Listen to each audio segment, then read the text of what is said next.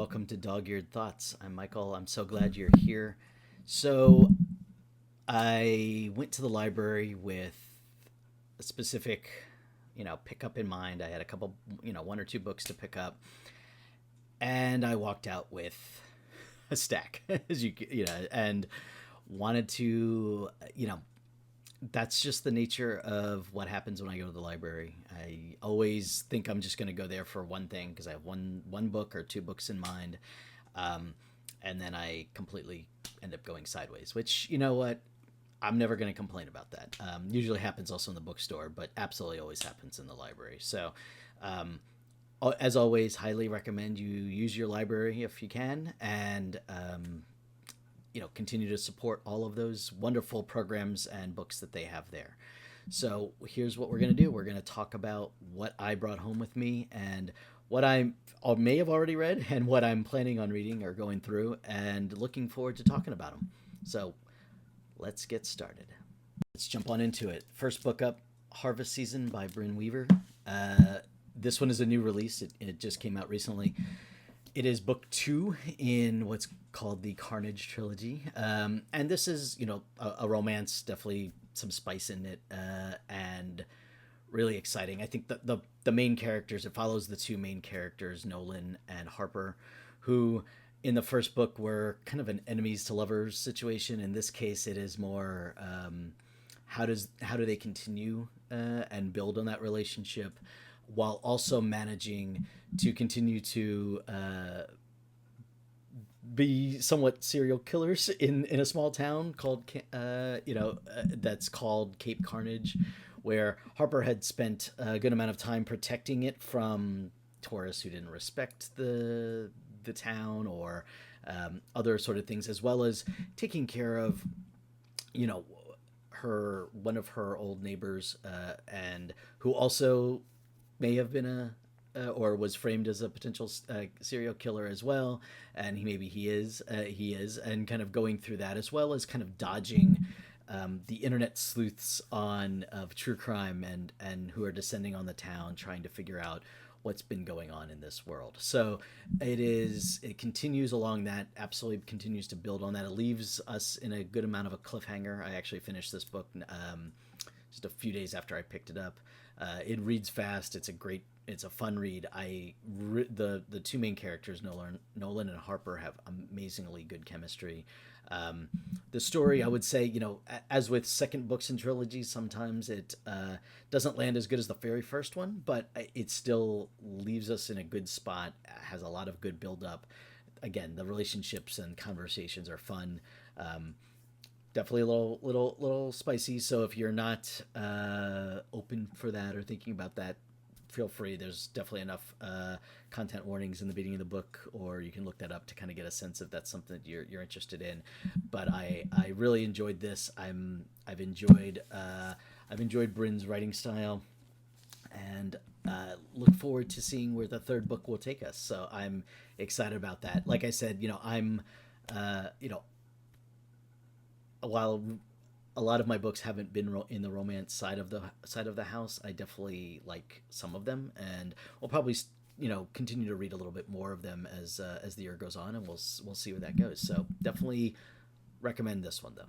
Up is Coffin Moon by Keith Rosson.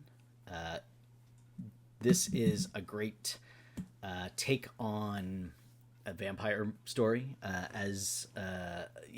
think you've noticed I probably enjoy some vampire stories throughout this. This one is great when it follows the main character Dwayne Miner, who, and this is set in the late mid 1970s. So he's a Vietnam vet, come back dealing with PTSD. Has obviously is married. Has him and his wife have taken custody of their niece, who's a teenager, and after her family tragedy, and then they introduce the protagonist, or the antagonist, I should say, of John Varley, who is this this vampire, and it does a good job of kind of, one of the things that I like about when you introduce vampires to somewhat modern age, is how the main characters kind of come to grips with the fact that vampires exist and what does that mean, and all of the pieces that go along with that. Um, and so this one does a good job of that. Now, so Varley comes in, wreaks havoc in Dwayne's life, and then it becomes a revenge story at that point, and chasing Varley across parts of the Pacific Northwest into the Upper Midwest and then back, and really just how does revenge eat at people throughout this, and what does that turn you into in kind of a monster in and of itself, but then also. Varley himself is kind of an interesting character. While it's easy to make the villain very two-dimensional, like he's just a big bad, he's a killer, he must die, and that absolutely is an accurate description of him, or kind of self-professed accurate description of Varley. I think the character would say that, but I think it colors him in different shades of gray, and actually kind of puts a little dimension into him in ways that I didn't expect, and definitely he's not, while he's absolutely someone that is dangerous and a lot of it to him, it also kind of shows a lot of that even though he's been around and being a vampire for a very long time, there's a lot that he's missing in the process too, and so absolutely recommend this one. I think it's a good revenge vampire story. I think having it set in the 70s kind of adds a little grittiness to it in terms of kind of the war realness, but also just the nature of the time and the people dealing with different things back then. So I would definitely recommend jumping into that one, especially if you're into looking for a kind of a newer, a different take on a vampire story. This one is a good one. It's gory, but it's not so overly gory. I think it's really more about the chase and about the characters, and how they evolve through that. But it's definitely action packed for sure. The Talisman by Stephen King and Peter Straub. I always love, I think I'm constantly amazed at finding new, Stephen King books that I haven't read yet, and his library is vast, and so I'm constantly, at least a few times a year, I'll pick up a Stephen King book, whether I've read it already and it's a reread or it's one that I haven't read. I like to jump into it. His stories are so deep in different ways, and this one I'm looking forward to. This one, kind of, if you're familiar with the Dark Tower series or some of his other books that kind of fit into that mold of kind of multiverse and things like that, this one is an early introduction into that. So this one was published in 1984, and the way that it follows is, you have a young child, Jack Sawyer. His mother's dying of cancer, and what he discovers in his ways of trying to save her and dealing with this is that there's a parallel world, and where everyone there kind of has a counterpart in his world. And over there, the Jack's twin is a queen, but she's also dying, and that there is somewhere in this other world the Talisman, which is something that could potentially heal not only the queen, his mother in the alternate world, but his mother in his current world. And so the premise of this book is that Jack is setting out to find this talisman, and going through not only our world, the other world, and how does that work. This is also a bit of a series, I guess, for lack of a word, because there is a sequel to it called Black House, which definitely leans into more of the Dark Tower mythology. So if you're not familiar with that, if you're familiar with that, you probably already read it or you're tied to that. And then I know there is a new one coming out a little later on a third book, kind of wrapping up this kind of the Talisman world, so to speak. So, but definitely looking forward to jumping into this. It's not something I've read yet. I will say 1980s Stephen King, even obviously with a co-author, is sometimes the most unhinged and interesting Stephen King. Not that I think his later books are also incredible, and has a lot of different stories, but you just have a great approach when you're reading back from the King in the '80s. So I'm absolutely looking forward to this one, and again, it's a great. It's just always fun to jump into a King's world and how he's continually interconnected different parts of his other stories into whatever you're reading. So that's definitely something that I'm looking forward to. Is The House of Mirth by Edith Wharton.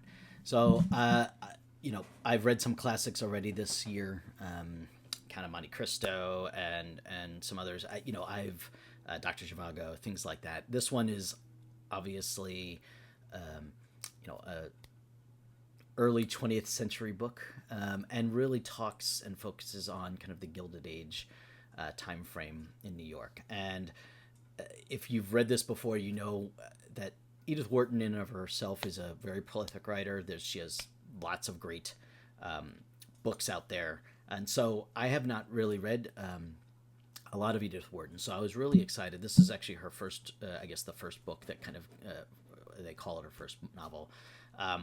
To really talk through, especially New York society back in the Gilded Age time frame.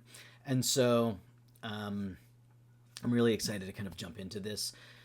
The premise of it is the main character, Lily Bart, she's 29 years old. She was born into kind of the upper society circles of New York, but because she's not married, and married into a very wealthy place into society, she has to navigate this societal circles on her own, kind of being single, but not because she's not married.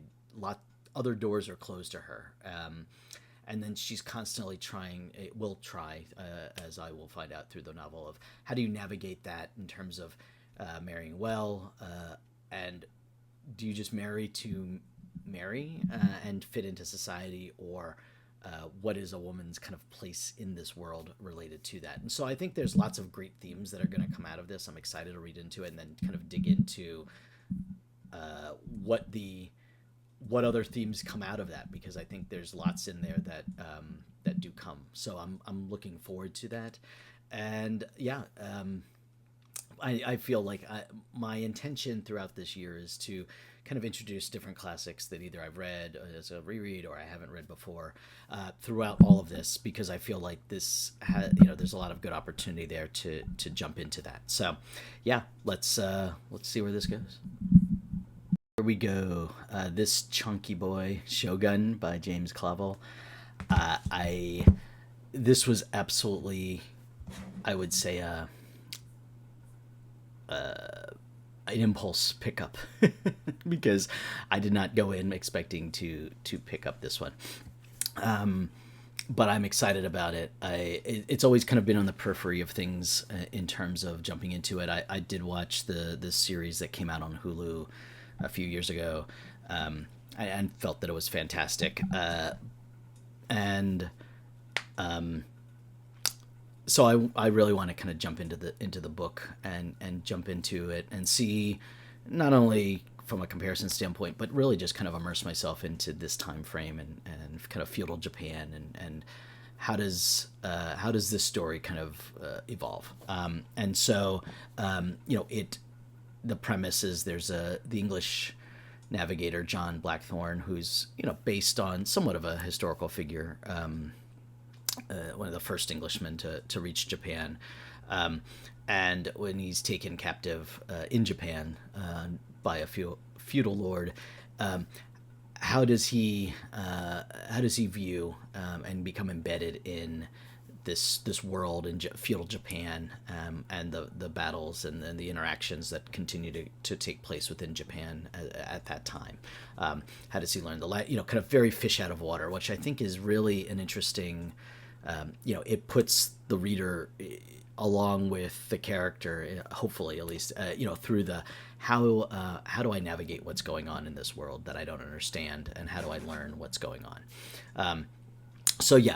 I am excited to dive into this one. This one I really have no expectation going in, because I've kind of avoided any discourse about the book itself.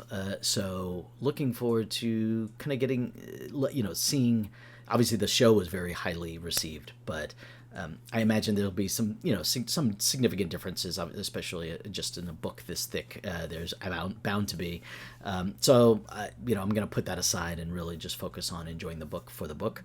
And but yeah, I'm excited to see where this one goes. Let me know in the comments if you've read this one. I have got the sense that a lot of people are very excited about, have loved this book. So I'm excited to kind of get a sense of what everyone loved about that. Okay, and finally, the last book is actually an audiobook I got through Libby. This has been on my wait list for a while, so I'm glad it landed. This one's a little heavier topic, so it's Nobody's Girl by Virginia Roberts Giuffre. And, if you're familiar at all with this story, she tells her tale of the abuse that she suffered through Jeffrey Epstein and being trafficked and all the people that abused her through that process, as well as throughout her childhood and growing up in a home that was abusive in a lot of different ways, and then all the ways through her marriage up until the point.